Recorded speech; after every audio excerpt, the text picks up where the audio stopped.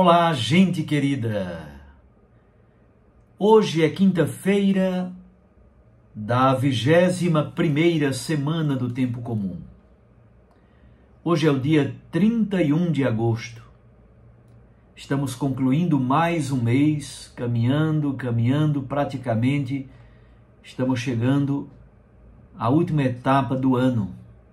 O final do ano já se aproxima, é impressionante o ritmo alucinante no qual a gente entra.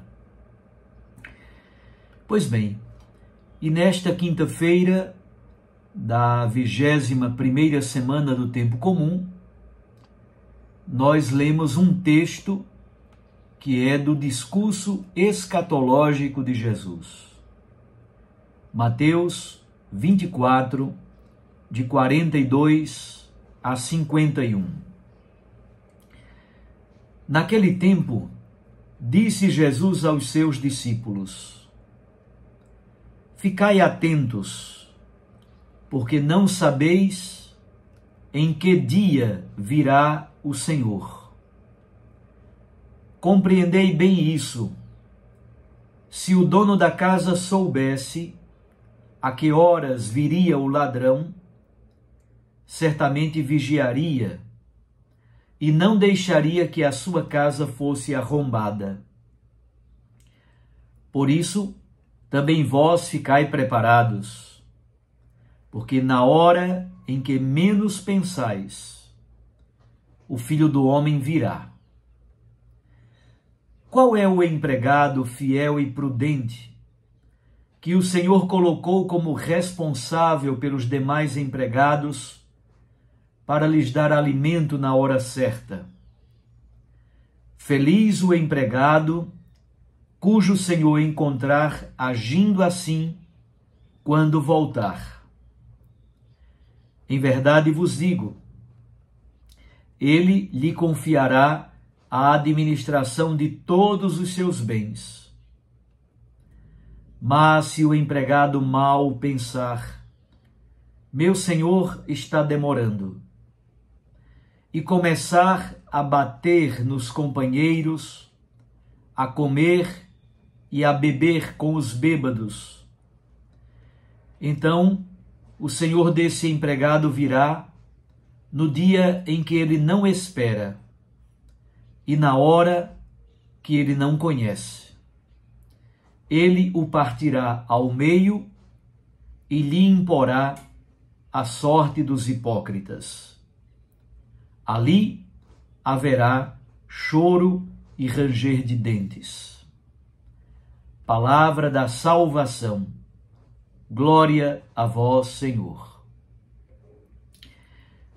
Minhas irmãs e meus irmãos, os capítulos 24 e 25 de Mateus são conhecidos como o discurso escatológico.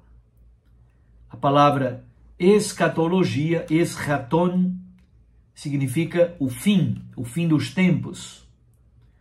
Não somente o fim cronológico, o fim do tempo do relógio, mas o fim qualitativo no tempo de Deus.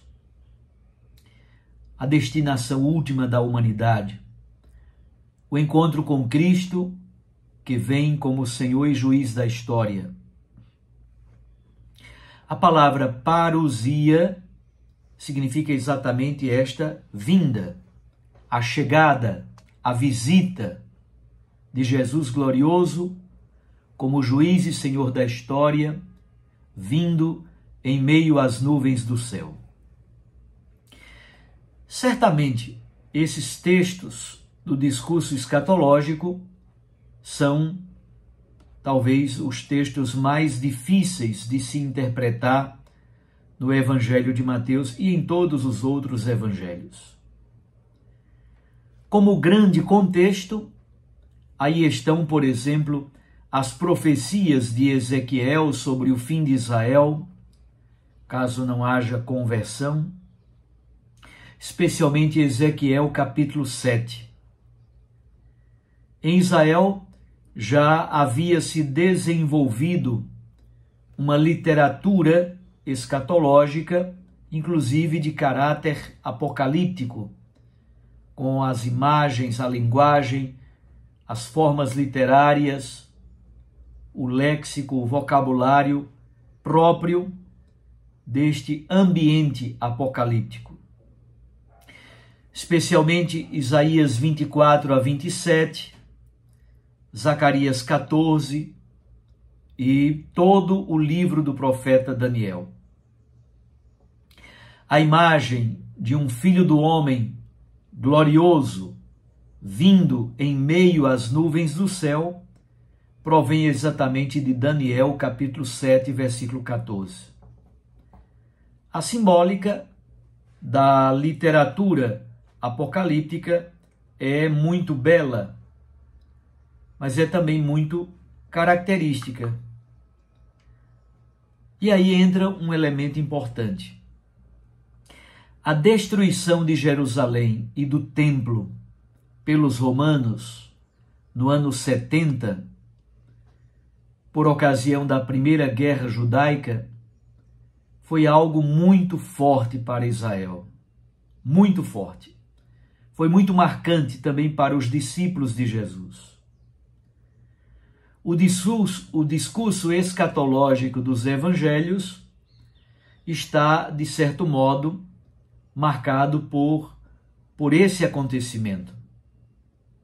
A destruição de Jerusalém, para alguns discípulos, equivale mais ou menos, ou ao menos é como se fosse o início do processo do fim dos tempos, quando virá o Messias glorioso. O problema aqui é que se aguça a curiosidade. Todos estão buscando respostas para o quando. Quando? Quando acontecerá isso? Jesus não dá respostas sobre o quando de sua vinda. Ao contrário, Jesus apela para a prontidão de uma espera vigilante e dinâmica. Por isso ele fala dos dias de Noé, nos versículos 37 a 41, enquanto Noé construía a arca, as pessoas comiam, bebiam, casavam, se davam em casamento, trabalhavam, corria para cá e para lá. De repente Noé fecha a arca e começa o dilúvio. Somente a família de Noé estava preparada. Versículos 37 a 41. No texto de hoje, a imagem do ladrão noturno, versículos 42 a 44. E também no texto de hoje, o mordomo que espera o seu senhor retornar de viagem. Versículos 45 a 51. Então, no trecho proposto para a liturgia de hoje, Jesus une duas parábolas, exatamente para apresentar o conteúdo da vinda gloriosa do Filho do Homem. A técnica literária é bastante simples. A parábola e a aplicação da parábola. Na imagem do ladrão, Jesus não se apega aos aspectos éticos, morais. Não está em jogo o ato do ladrão, exatamente porque ele rouba, enfim. O que é importante para Jesus é a forma como o ladrão age. O que caracteriza o procedimento do ladrão é a forma imprevista de como ele atua. Jesus então compara a parousia, isto é, a vinda do Filho do Homem, com a visita inesperada de um ladrão. Não se sabe quando. Por isso, a necessidade de preparação vigilante. Na segunda parábola, um homem rico fez uma viagem. Quando ele voltar de madrugada, qual será a atitude do seu mordomo? Ele estará acordado e cuidando da casa, dando comida aos trabalhadores, aos criados? Ou ele estará agindo com violência e maltratando os outros empregados. A parábola do mordomo apresenta exatamente a necessidade de se estar acordado, vigilante, esperando o Senhor voltar para abrir-lhe a porta. Mas a parábola do mordomo também apresenta a temática da demora da vinda do Senhor. Os cristãos das primeiras gerações, eles imaginavam que o Senhor voltaria muito em breve, brevissimamente. A vinda do Senhor vai sendo adiada e demora. A parousia vai sendo adiada mais e mais. Obviamente, isso exige mais vigilância, mais fidelidade e mais caridade. E nós, como esperamos a vinda do Senhor que virá para nos visitar?